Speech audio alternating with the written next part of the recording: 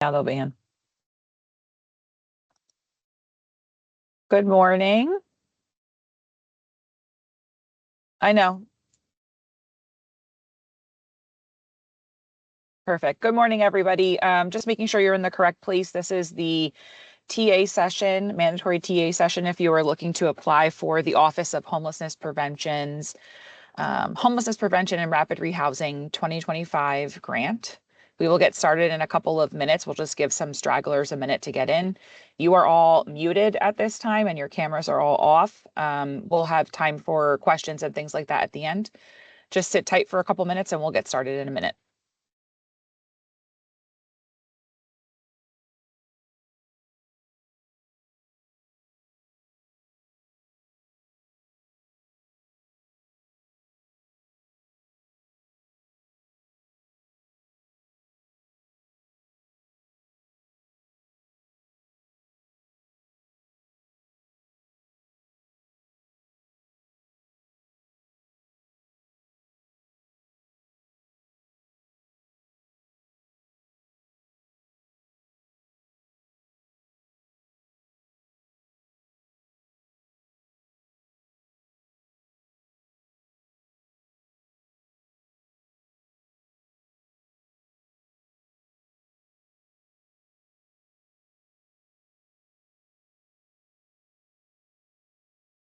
We'll get started in about 2 minutes at 10:03. You do not need to sign in the chat. We can take attendance via your registration for this, so no need to type your name and email address in the chat. We have that already. Thank you.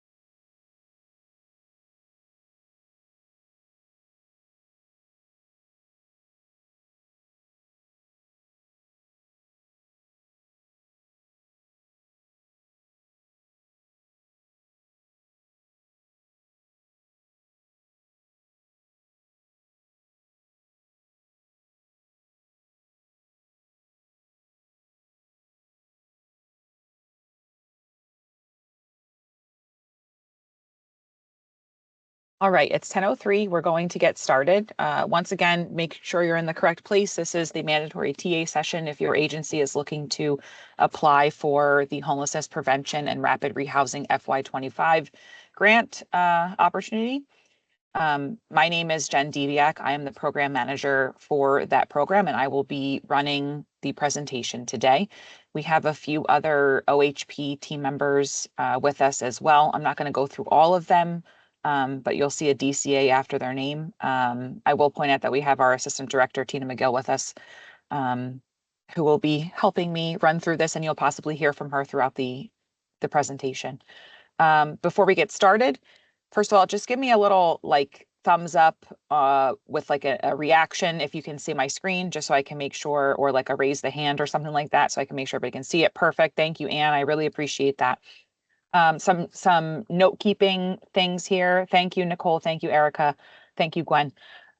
We will be recording this session. There will be a transcript available.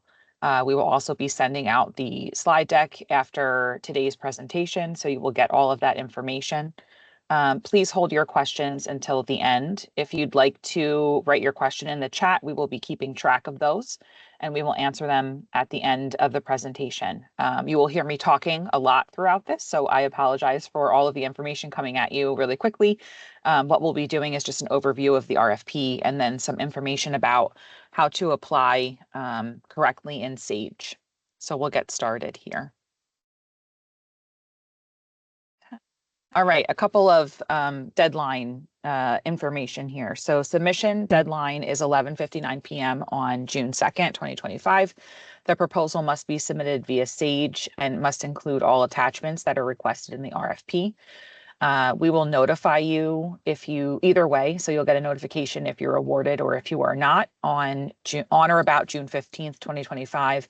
And projected contracting dates will be July 1st, 2025 through June 30th, 2026. The purpose of this RFP is to provide temporary rental assistance and stabilization services to assist individuals and families living on the streets or in emergency shelters obtain permanent housing, or to assist households in imminent risk of homelessness due to an eviction or other eligible causes. Target populations for clients that can be assisted via this RFP or via the grant funding are households experiencing homelessness and households at imminent risk, as we said in the last slide. There are income limitations.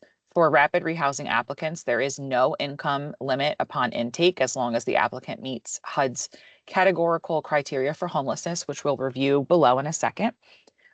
You would do an income certification for all applicants who are enrolled in rapid rehousing at month 6 to ensure that they're eligible for continued assistance. For homelessness prevention, participants must be at or below 30% of area and median income upon intake. This is a federally funded grant opportunity that's braided with some state funding. So we use HUD's categorical criteria for homelessness.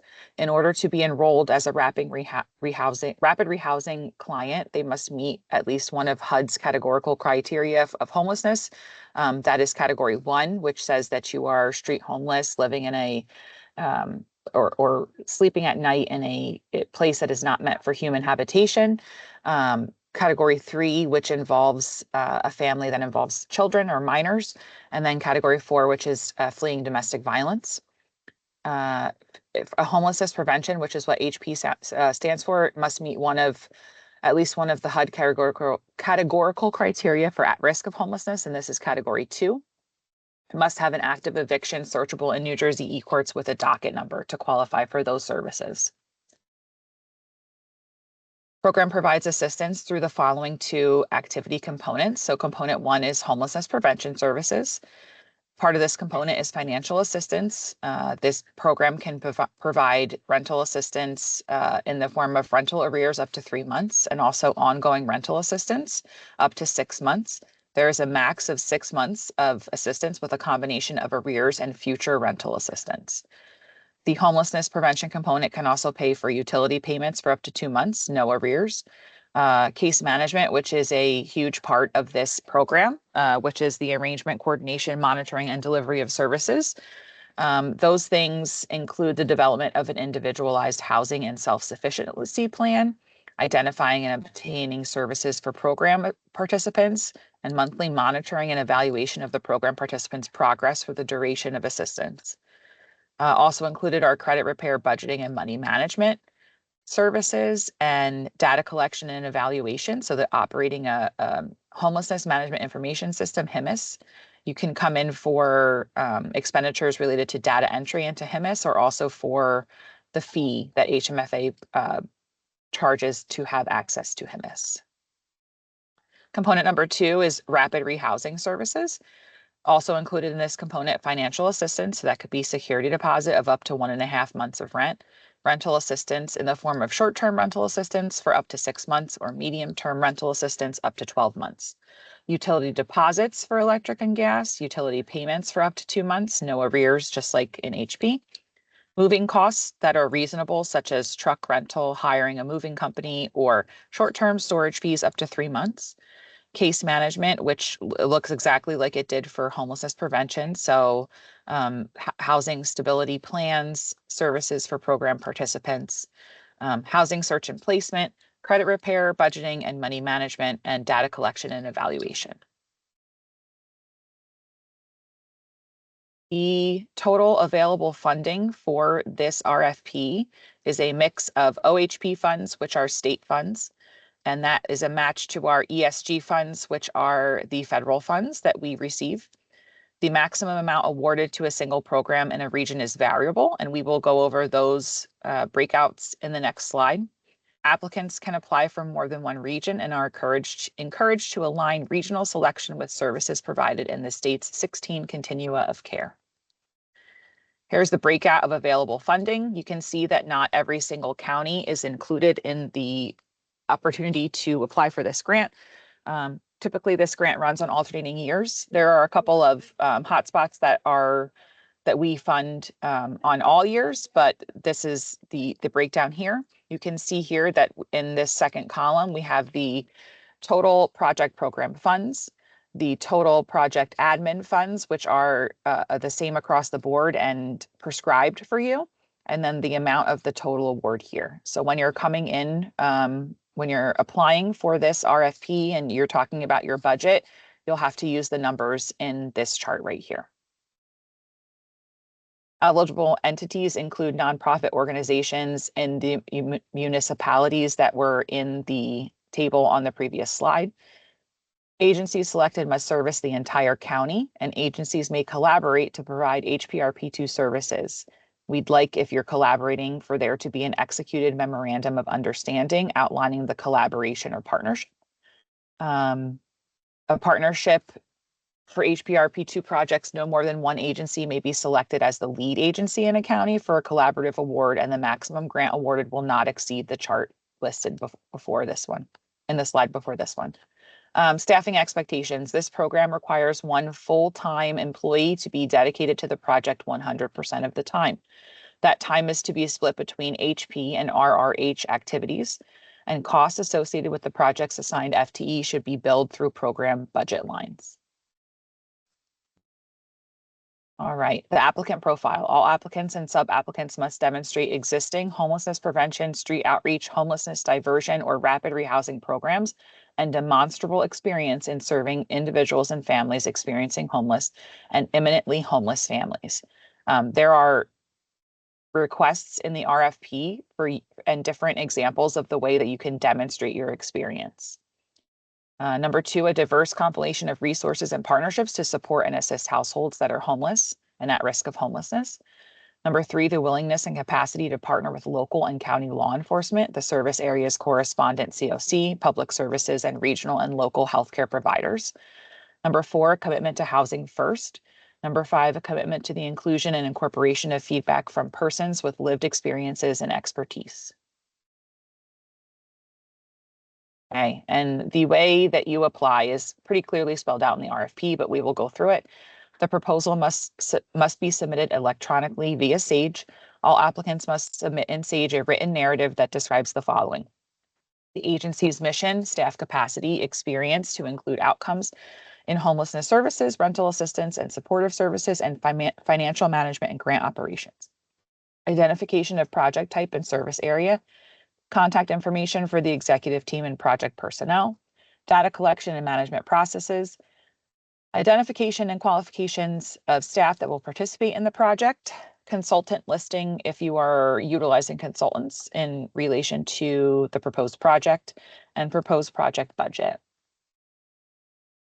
This is an example of the budget. This is pulled directly from the RFP, but you can see an example of how this is set up to help guide you when you're developing your budget for your application.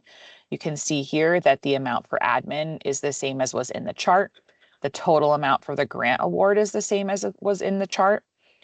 For admin, this is for personnel that are providing some sort of work on this grant without being connected to the project specifically, right? So this is for if you're going to take part of this admin amount to help pay for leadership or financial salary and wages and that type of thing.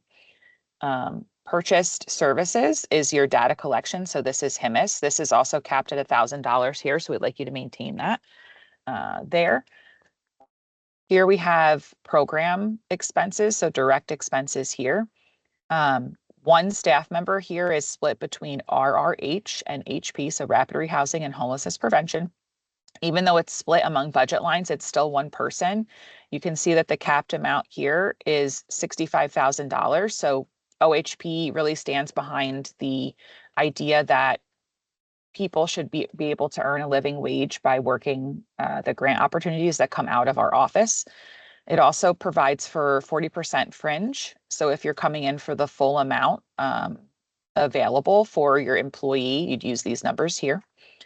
These are operational expenses. So this is the expenses that involve direct client assistance on this grant award. Something to note is that rapid rehousing activities must be at 70% or greater of your overall client assistance portion of the budget. You can go more than that. So you can allocate all of your funding towards rapid rehousing, but you cannot go below 70% because that is the focus of this grant award. You will go through and enter the amounts based on, your projections and the need in your area for how much you want to put here in all of these budget areas, making sure that the total amount comes out to what the total award is in the table. We understand that it's tough to make a budget as you're not moving through the program, especially if this is your first time interacting with a program like this. We do expect for and plan for budget modifications throughout the lifetime of the grant should you be awarded this grant. Okay. We're going to go through the application process in terms of required attachments in Sage. So attachments are uploads that you have to provide in order for us to consider your application. There's a lot of them. There's your agency organizational chart, which should show us all of your staffing and how your agency is organized via staffing. A letter directly from HMFA confirming HIMSS participation. A HIMSS report showing the last 2 years of data to show that you are entering data into HIMSS and to show that you're able to pull reports. Staff resumes to include the applicant's executive team. Job descriptions of the position created via the project, if it's not already staffed by someone who's there internally. A letter of support from your county or regional continuum of care. This letter must include a description of the applicant's participation in COC processes and programs. This letter must also certify the applicant's participation in PIT count activities. Your certificate of incorporation, organizational bylaws, full audit from the last 3 years. So that's 2024, 2023, and 2022. I will point out that in the application, it says that we do not need your full audit, that it's only asking, for findings and recommendations. That's not true. Please ignore that. We would like full audits for those 3 years. Proof of SAM registration. So this is because this is a federally funded program. If you're not already registered in SAM, we'll show you how to do that in the next piece of the presentation.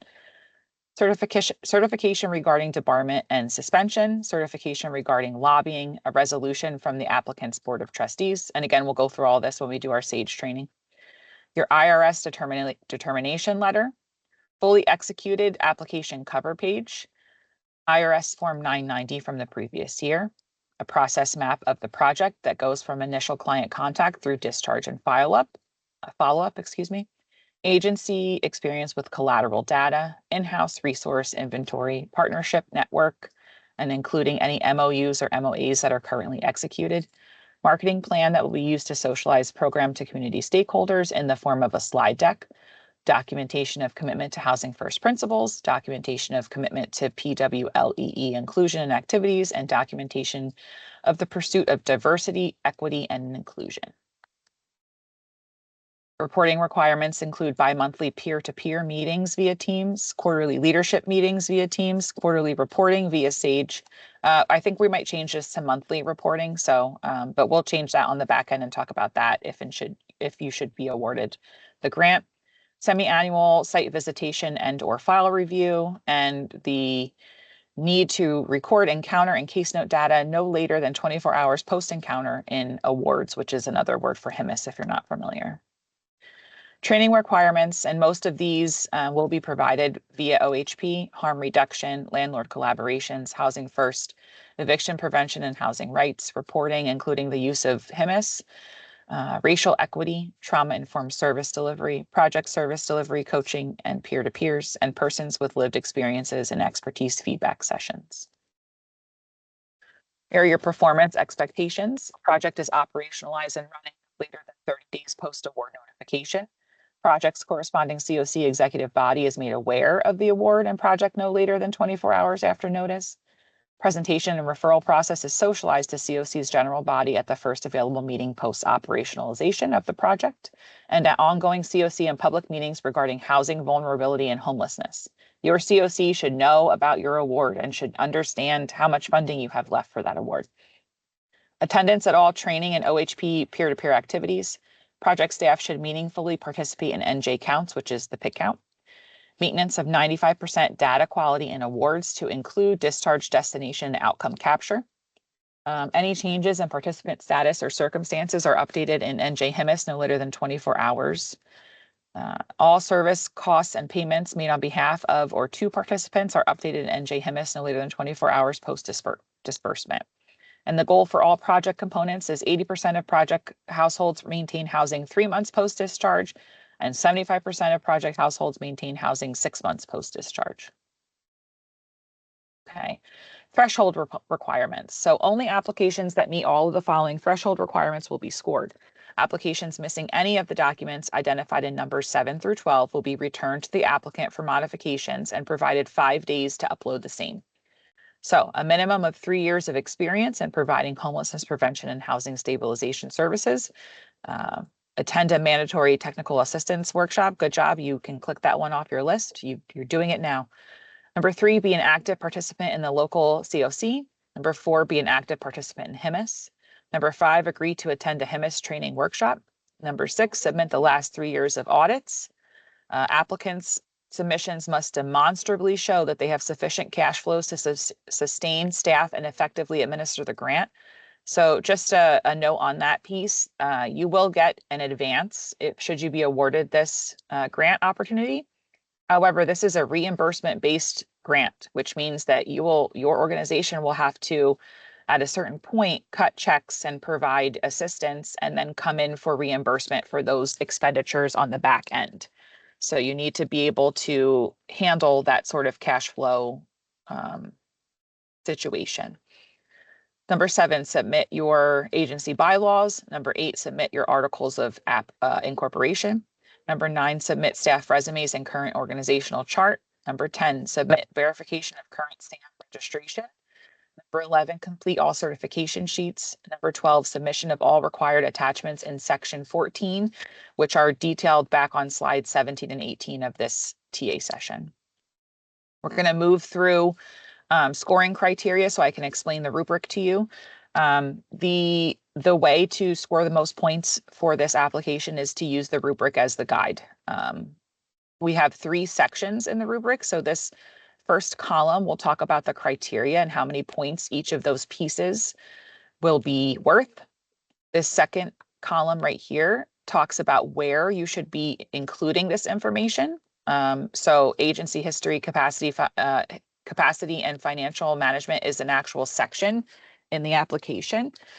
So these 3 are sections. And then if it says upload, these are where we're looking for you to provide a document via upload.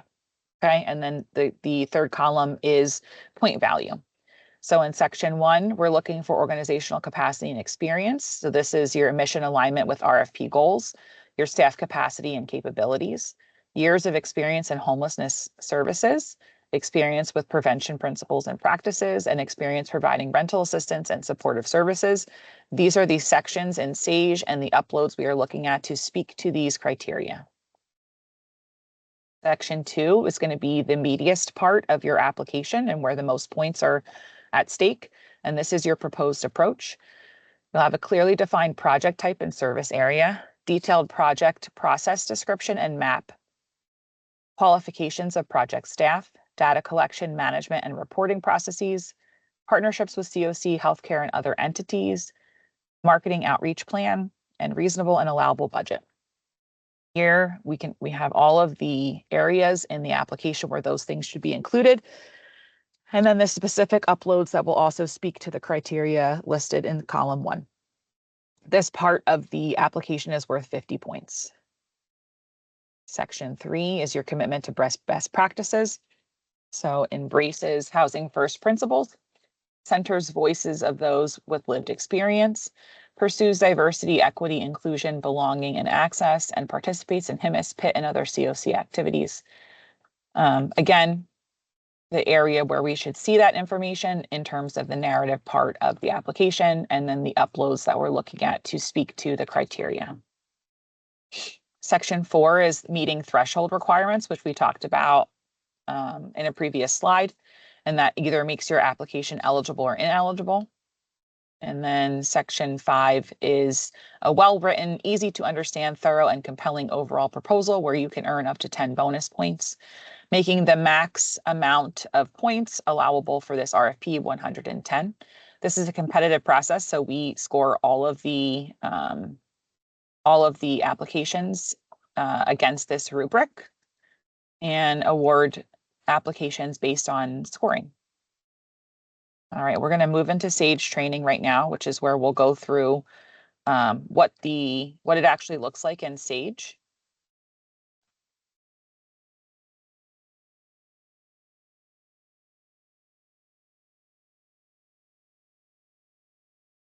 All right, so I'm assuming most of you have gotten into Sage and looked at the application at this point, considering it's due very soon. We'll go over sort of what that looks like. So the first thing you'll do is complete the left side of the application. So we have applicant information, application program description, project objectives, scope of services, program components, and service areas. Please keep in mind all items must align with the RFP and with one another. So the first part we're going to look at is this view applicant information. This is in the green box with a green link. So when you click on that, this is what it'll look like. You'll have a box with 4 tabs where you can input some information. You need to make sure your agency information is updated and it does expire. So we can see in Sage as you are starting to complete your application what your agency information expiration date is. If it's expired, we won't be able to take your application, so that needs to be updated, and that's a really quick, easy thing to do. Even if there are no changes to your agency information, confirm your agency information is up to date. Sage does not assume there are no changes. Verify that your audit has not expired. If the audit is expired, submit your most recent audit at least 10 business days before the application deadline. That might be problematic for some of you, so if the audit is the issue, please let me know and we can probably work through that. If your agency's information is not updated or the audit is past due, Sage will not allow you to submit your application. And then our appropriate staff listed in the email contacts with the proper access level. Sage sends notifications. Staff who complete Sage tasks, which include completing an FSR, the narrative part of the application process, revisions and modifications, will miss important notifications if not in the email contacts.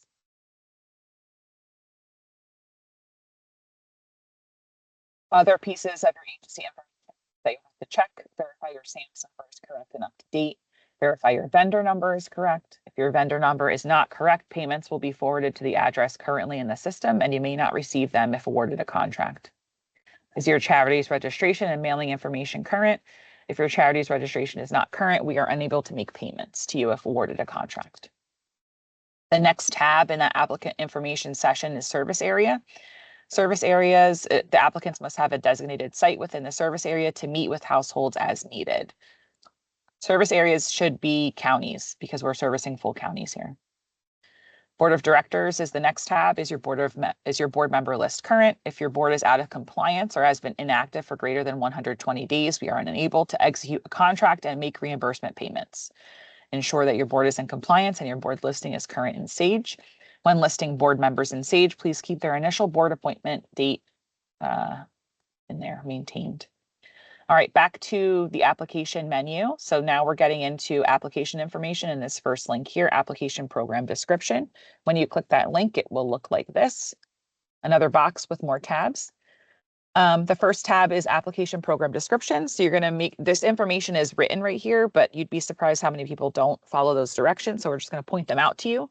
Make sure this sentence starts with a lowercase 2 or 4. Use only one sentence. This is because this sentence is taken from the application and transferred directly into the award cover letter. So it won't make sense if you don't keep it in this format. Use person first language such as individual, person, persons, and populations. All right, so if we go back to the application menu, the next link you can click is project objectives. You'll see when you click that, it takes you back to the same box that we were in for application program description. So there's a couple ways you can get to this area. Objectives. What are the objectives and goals of the proposed project? Include methods and evaluation for each objective. Ensure objectives align with the RFP. You might have, two objectives, one for homelessness prevention component, one for the rapid rehousing component.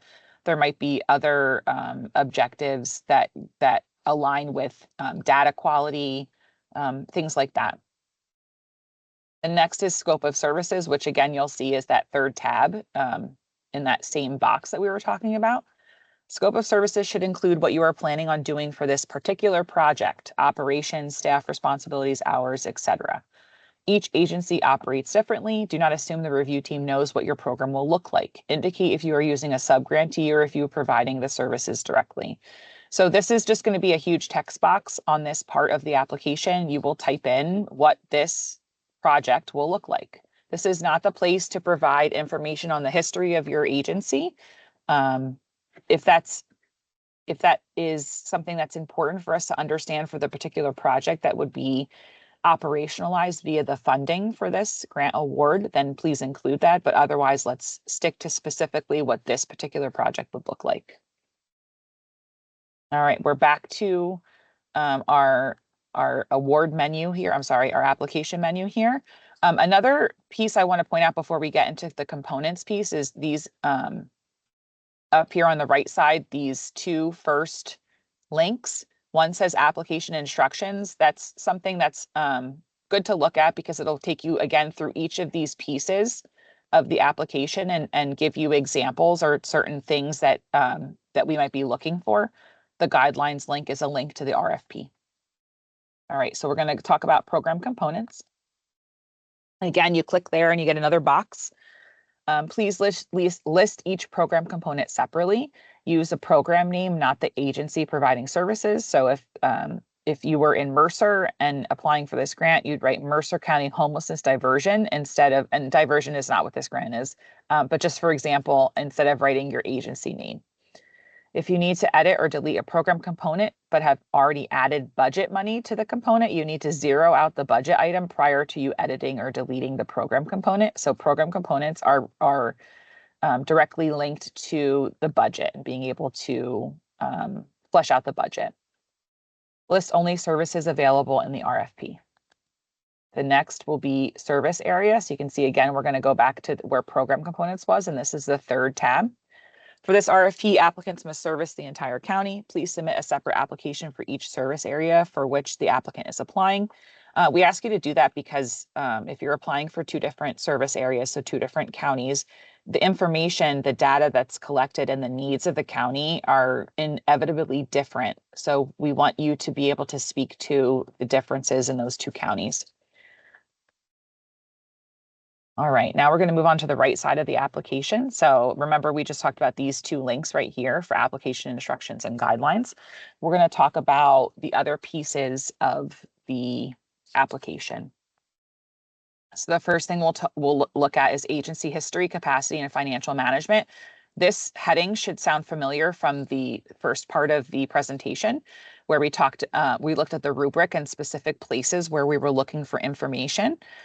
All of these are headings that you'll see in the rubric. This is a screenshot of what you'll see when you click into that link. There are a number of questions here with a text box for you to answer each of the questions. Some of the information we're looking for is via a radio button, so you'll just click the answer. And then sometimes you'll see upload requests in the middle of these different menus and places to add information. This first one here, if you can't see it, asks for the agency to upload the organizational chart. I do want to point out that there might be some redundancy in terms of where you're different places in the application where you're asked to upload the same thing twice. You won't be able to move forward because everything is starred. So there are going to be some times where you have to upload the same information more than once. All right. The next is previous program performance. If you click that link, it'll look like this. This has much less text for you to enter and many more drop downs and things like that. So this is for us to check to see if you've had this program before or if you had other programs that are similar. There'll be under program name a drop-down menu. Some applicants who haven't had much experience in terms of programs like this have questions about which of these to pick because they're prescribed already. If you need to pick something that's not necessarily what the program is that you've administered, but you want to point us to or orient us to some of the other experience you've had with programs similar to this, just pick something that's close and then make sure you write us a little note down here to give us some more information. Ask for the state fiscal year and how many households were assisted for each of these components, which are all components of allowable costs from the RFP. After you add an initial program, you can click add, which I don't see on this screenshot, but an add button will appear after this is already filled out, and then you can add additional past performance if you have more than one program you'd like us to know about. All right, the next is program services and coordination. If you click that tab, this is the menu that will come up. Again, it looks very much like the first tab or the first link that we clicked on the right side of the application menu. Again, a couple of radio buttons here to answer yes and no questions, and then a couple of text boxes to answer questions here. All are starred, so you will have to answer all of the questions. Making sure that you're looking at the rubric while you're filling this information out, because there will be some spaces in here where we're looking for specific information that's only noted on the rubric. So you want to make sure you have that handy while you're answering these questions. Read each question carefully and answer all parts. Ensure your answers align with the RFP and with other parts of your application. So just like I said. All right. Next is data collection. If you click on this link, it'll take you to this screen here. Again, this asks a couple of questions that are answerable via radio buttons and text boxes. There is a place for you to upload two things on this menu or on this screen. This is the letter from your HIMSS provider, and then 2 years of outcome data reporting from HIMSS. So you'll have to put that information in there, and then pay attention. The rubric asks specific questions about current data and collection practices, and those responses can be included here, but that's not asked specifically on this page. So again, you'll need the rubric with you in order to answer the questions that'll give you the most points on the rubric. All right, next is Schedule A personnel. So if you click that link, this is what will pop up. It's a menu for you to enter information about the name of the employee, position and title, hours worked on the project, estimated amount of HPRP2 administrative funds. So this is we're looking for admin mostly here, people who will be paid on the admin budget line who are not directly involved with the program itself. Many people do include case management here, which is totally fine. It's a good place for you to upload resumes that we request in the rubric and in the application or the RFP, excuse me. As you can see down here, there's another file upload spot. The percentage of hours worked should be equal to the percentage of the salary from the state. The total dollar amounts listed in personnel should equal the staff time and dollar amounts listed in the budget. Resumes for all project staff that are current employees should be uploaded. And if a position is yet to be filled, please include a job description. So let's say you're including case manager in here, but you don't have that person yet because you are going to be hiring for that position. You can use this upload attachment right here to be able to attach the job description or the actual inquiry for a new hire. Oh, let's go back to this. Just like another where you're adding past program performance, once you populate this screen, there will be the option to add where you can add another person, right? So more than likely you'll have more than one person included in the Schedule A's. You'll just hit that button to add more. Back to the application menu, the next link we'll look at is attachments. If you click that link, this is what will pop up, and this will be a lot of the attachments that we request in the RFP, but not all of them. And this is where you'll start to see some duplication of upload requests. So the first is going to be your certification of continuum of care, meaning that you upload the letter from your local COC. Here's a duplication, so it's the HIMSS letter, but you see it starred, so you'll have to upload it twice. Sorry about that. Your certificate of incorporation. This is also a duplicate because we have it in your agency information, but we ask for it again here.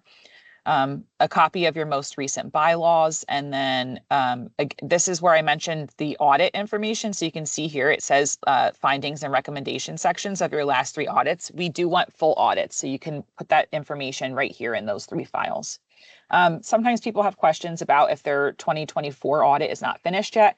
If that's not finished, we will take 2023, 2022, and 2021. So we have 3 years of audits, and then you can provide the audit once it's completed. And those are necessary in Sage just for normal reporting. So should you be awarded, you'll need to keep up with your audits in order for you to take action in Sage. All right. The next link is upload SAM attachment file. So here's where we'll talk a little bit about SAM and why that's necessary.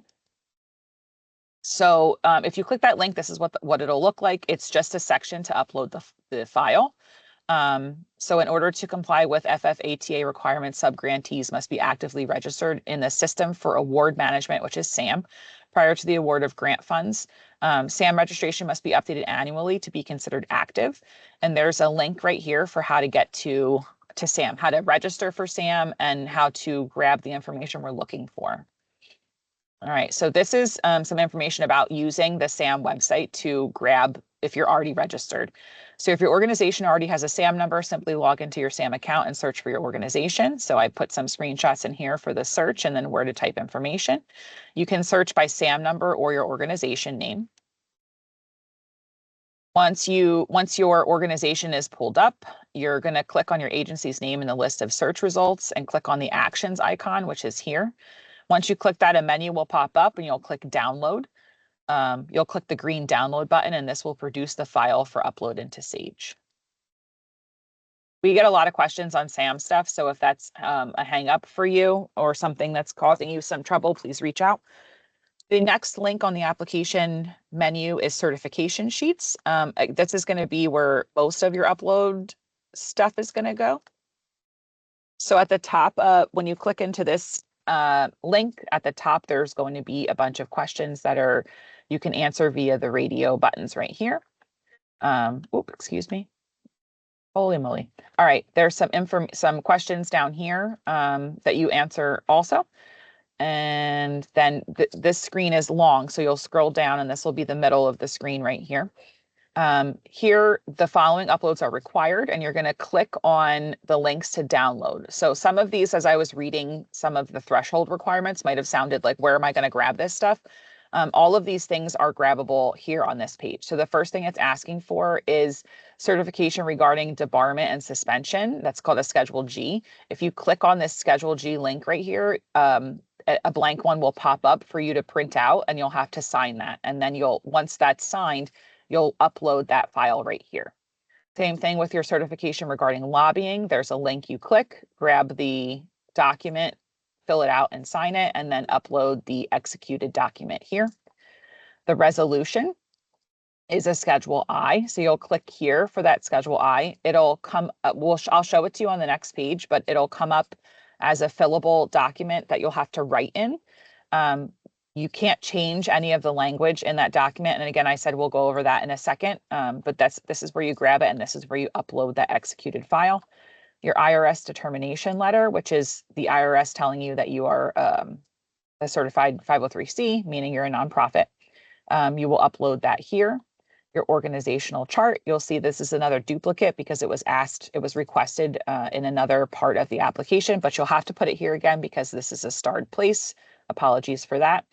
And your application cover page, it needs to be fully executed, which means signed. So you'll print out the application, you'll have a view option here, you'll print it out, sign it, and then upload here. And then a little bit further, we're not getting to that yet. Certification sheet. So here's what the resolution will look like once you pull it up from that link that I showed you for the Schedule I. You can see the best practice is to keep this the way it is. We can't accept anything that does not have this specific language. So you're going to fill it out and you're just going to write in here all of the things that it's requesting. A signed resolution with a seal or notary stamp is the only acceptable resolution allowed. Notarization is not necessary if it's signed by your board secretary or attorney. Do not remove or add to the language. Keep it just the way it is. The resolution cannot be submitted as a JPEG. It must be a PDF or Word document. More than likely, it'll have to be a PDF because you'll have signatures on here, so you'll have to scan it. And DCA cannot enter into a contract without the required DCA resolution. So this is very important. Another question that comes up often is, what if our board is not meeting before this is due and we can't get the resolution completed.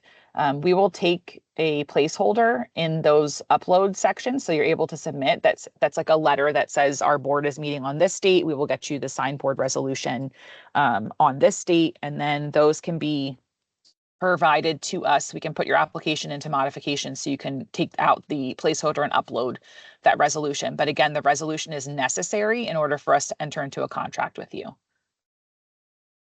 All right, this is the final part of the certification sheets section. So this is where you'll upload the several documents that applicants are required to submit that have no designated upload link. And you'll see the RFP for specifics, but there are only 2 links available here to upload all of those things. So the way this happens is you'll take any documents that are requested to be included as attachments for this RFP application that don't have a specific home, so that don't have a specific area where they're asking for upload, and you'll create a couple of document packets where you'll scan several documents into one document packet, and we'll upload those. You'll upload those into one of 2 of these spots. So you only have 2 opportunities to upload things. You'll have to put all of the different pages into one document, 1 or 2 documents, to provide those for us here. The last piece of the application is the budget overview. The way that you are able to access budget pieces is by adding program objectives. So once you click there, this is what it'll look like. You can see here that you're not able to add anything because there are no program components here. So once you add program components from the left side of the application menu, that's when you'll be able to populate the budget. Okay, budget overview. Administration costs may not be more than what's indicated in the RFP, and we shouldn't see any other costs labeled as administrative throughout the rest of the budget that include program lines. You're going to place all of your administrative costs under the administrative category.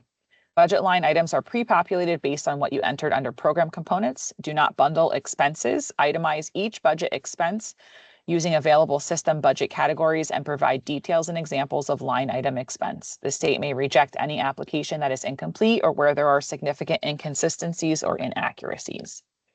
Pay attention to. Please ensure that all application components are in alignment with the RFP and correspond with each other. There should be a cohesive application where each piece is connected to the piece before and after.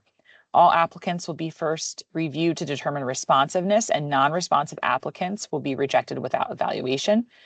That means that if we're requesting something for your application and you are unresponsive, then eventually after a couple of attempts of outreach, then we will nullify your application.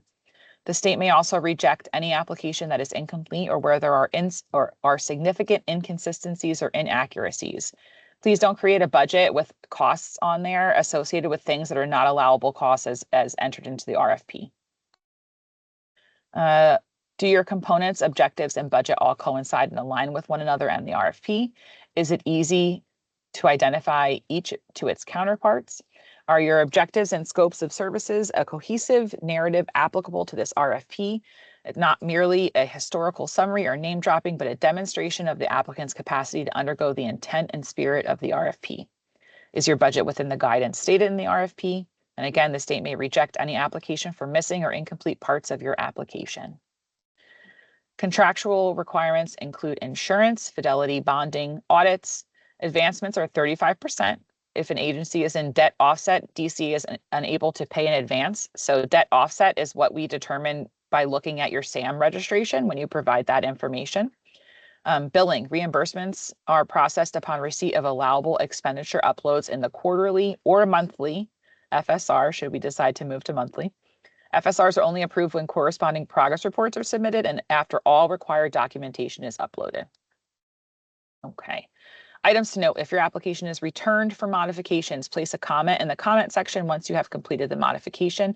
Please remember to click the Resubmit Application button once modifications have been completed. That's what sends it to our side for review. Again, one final note: this RFP application is due no later than 11:59 p.m. on June 2nd, 2025. All right, that concludes our training at this time. If anybody has any questions, you can add them to the chat. I don't see any in the chat as of yet. So we'll just give it a couple of seconds. Then if nobody has any questions, we will end a little bit early.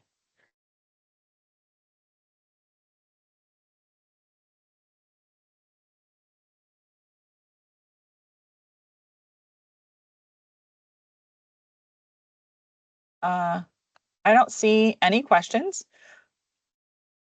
Kayla, what percentage of the total award is the advance? So that was back on that slide. It's not a percentage of the award. It's a flat rate among all of the counties that are included in the RFP. It looks like it's about 18,000, just under 19,000.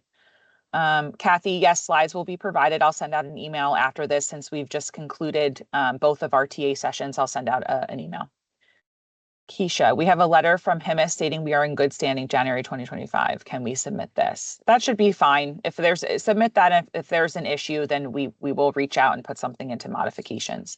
We're not in the business of rooting people out of this. We want as many of you to apply and have good applications as possible. So we really try and work with you guys in order to get everything up and moving correctly in the application process. Any other last minute questions? All right, well, then that's it for us from our side. Please remember this is due June 2nd, so you have a quick turnaround time right now. We look forward to your applications. If you have any questions, reach out. Thanks for joining us. Have a good day.